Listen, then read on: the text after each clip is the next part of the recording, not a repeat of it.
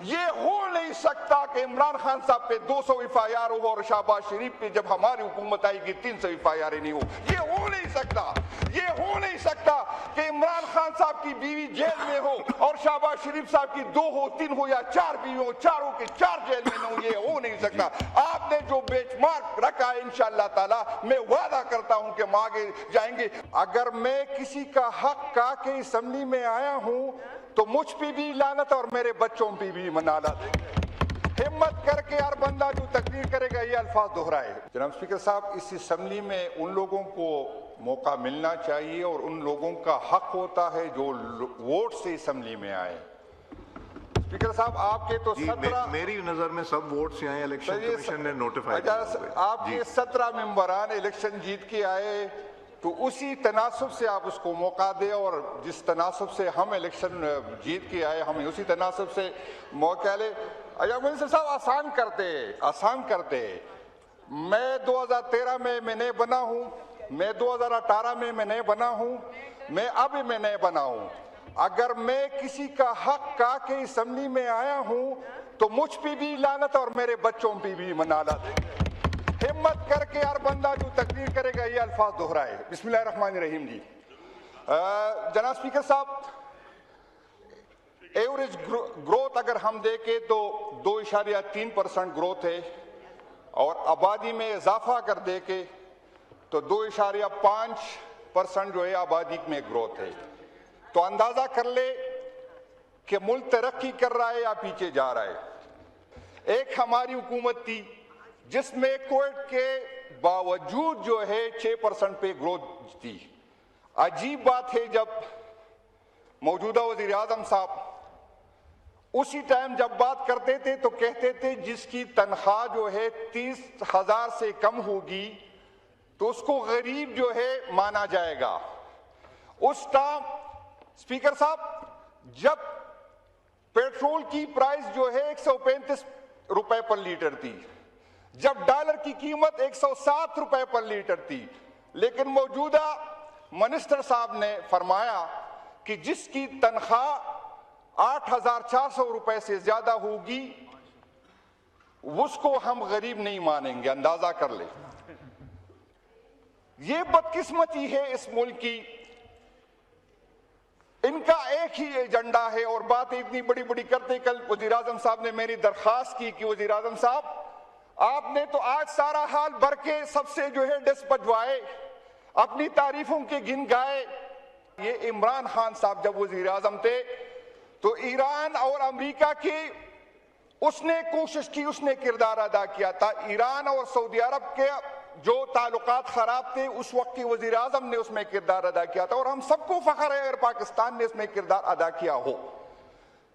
آپ ہمیں چھوڑے, اپوزیشن کو چھوڑے, عوام کو چھوڑے.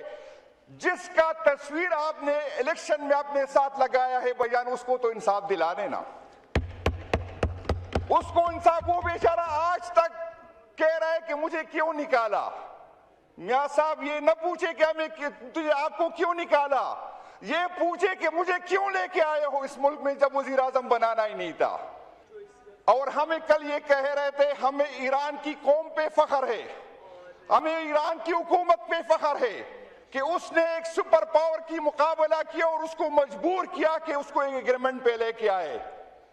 اگر ہمارے اس ٹائم کی, میں آپ کو یہ بتا دوں کہ صرف سائپر پاکستان میں نہیں آیا ہوگا, سائپر ایران میں بھی آیا ہوگا, لیکن اس کے آرمی چیف نے جو ہے اس سائپر پہ عمل نہیں کیا. اس ٹائم کے اپوزیشن لیڈر نے اس سائپر پہ عمل نہیں کیا. ہمیں افسوس اس بات کی ہے جن لوگوں نے امریکہ کے کہنے پہ ایک منتخب حکومت کو گرایا تھا, آج وہ یہاں پر مزے کر رہے, اور جنہوں نے ایبسلیوٹلی ناٹ کہا تھا وہ آج جیلوں کے سلاخوں کے پیچھے ہے. اگر ایران میں شہباز شریف جیسا اپوزیشن لیڈر ہوتا تو آپ سوچتے اس کا کیا ہوتا. اور ہمیں عجیب بات ہے, یہاں پر ہم نے سنا تھا کہ اگر سائفر جو ہے, اگر سائفر صحیح نکلا تو میں استعفیٰ دے دوں گا. تو میں اس جناب سے پوچھتا ہوں کہ اپنی بات پہ تو قائم رہے نا. آج تو دنیا کو پتا چلا کہ سائفر جو ہے صحیح تھی, پھر آپ اپنے بات پہ کیوں نہیں ٹکے رہتے ہیں. جناب اسپیکر صاحب یہاں پر فائنانس منسٹر صاحب نے, کیونکہ اس کا عوام سے تو کوئی تعلق ہی نہیں, انہوں نے 15 ٹریلین روپے کا ٹارگٹ دیا. بھائی جان بتائے آپ کی ایکسپورٹ نہیں بڑھ رہی ہے، بھائی جان بتائے آپ کا ٹیکس نیٹ نہیں بڑھ رہا، آپ کی ترقی نہیں ہو رہی، تو 15 ٹریلین روپے آپ کہاں سے دیں گے؟ اس کا ایک حل اس نے نکالا. ابھی پچھلے دنوں میں FBR کے ایک بندے سے میری بات ہوئی، اس نے کہا MNA صاحب ہم مجبور ہیں، ہمیں کہا جاتا ہے، ہمیں ٹارگٹ دیا جاتا ہے کہ آپ یہ ٹارگٹ پورا کرے، چاہے جس طریقے سے آپ پورا کرے. اس سے کیا ہوگا؟ آج اگر کسی کے اکاؤنٹ میں پیسے پڑے اس کے اکاؤنٹ بلاک کیے جاتے ہیں، آج اگر کوئی بزنس کرتا ہے اس کی دکانیں بند کی جاتی ہے، اس سے بدلے کی شکل میں FBR والے جو ہے پیسے لے رہے. آپ کے پاس کوئی آپ ہمیں بتائے کہ 15 ٹریلین کا ٹارگٹ آپ نے کس طرح دیا ہے. میں آپ کو آج ہی کہتا ہوں کہ منی بجٹ آئے گا، میں آج کہتا ہوں کہ یہ ٹارگٹ پورا نہیں کر سکے گا، میں آج کہتا ہوں کہ اس کی کوئی تیاری ہے نہیں ہے. جب ملک میں امن نہیں ہے، جب ملک میں انویسٹمنٹ نہیں ہے، تو یہ ٹارگٹ کہاں سے یہ جو ہے اچیو کرے گا؟ جناب اسپیکر صاحب، ملاکنڈ ڈویژن اور ایکس فاٹا جو تھا، آج بھی وہاں پر دہشت گردی ہے، آج بھی وہاں پہ امن و امان کے حالات بد سے بدتر ہے، لیکن موجودہ حکومت نے وہاں بھی ٹیکس نافذ کیا. آپ بتائیں جہاں پر امن نہیں ہے، آپ بتائیں جہاں پہ کاروبار نہیں ہے، آپ بتائیں انویسٹر پاگل ہے کہ اس حالات وہاں پر انویسٹمنٹ کرے. آپ نے تو وہاں کے لوگوں کی زندگی مزید حیران کر دی. آپ بتائیں کہ وہاں کے لوگ ٹیکس کہاں سے دیں گے؟ آلریڈی ہمارے جتنی بھی پیسے والے تھے، جتنی بھی انویسٹر تھے، وہ پنجاب چلے گئے. آپ اگر ہمیں دے نہیں سکتے، ہماری NFC کی شیئر آپ ہمیں نہیں دے سکتے. فاٹا کی کمٹمنٹ کسی حکومت کی نہیں تھی، ریاست کی ذمہ داری تھی. ریاست نے کمٹمنٹ کی تھی کہ فاٹا کی ترقی سارا پاکستان مل کے کریں گے. آپ اس میں ہمارا حصہ نہیں دیتے. آپ PDP بناتے ہیں تو KPK کو کچھ نہیں دیتے. آپ بتائیں اگر KPK میں آپ کا ووٹ نہیں ہے، اگر KPK کے لوگوں نے آپ کو مسترد کیا ہے، تو آپ کا اسی طرح اس کے ساتھ سلوک کریں گے. آپ کی تو ذمہ داری زیادہ بنتی ہے. KPK میں حالات کو دیکھو، KPK کے امن و امان کو دیکھو. KPK سارے پاکستان کے لیے جو ہے قربانی دے رہا ہے. KPK کو آپ نے اس حالت میں چھوڑ دیا. آپ نے افغانستان کا بارڈر بند کیا جس پہ ہمارے کاروبار کا جو ہے انحصار تھا.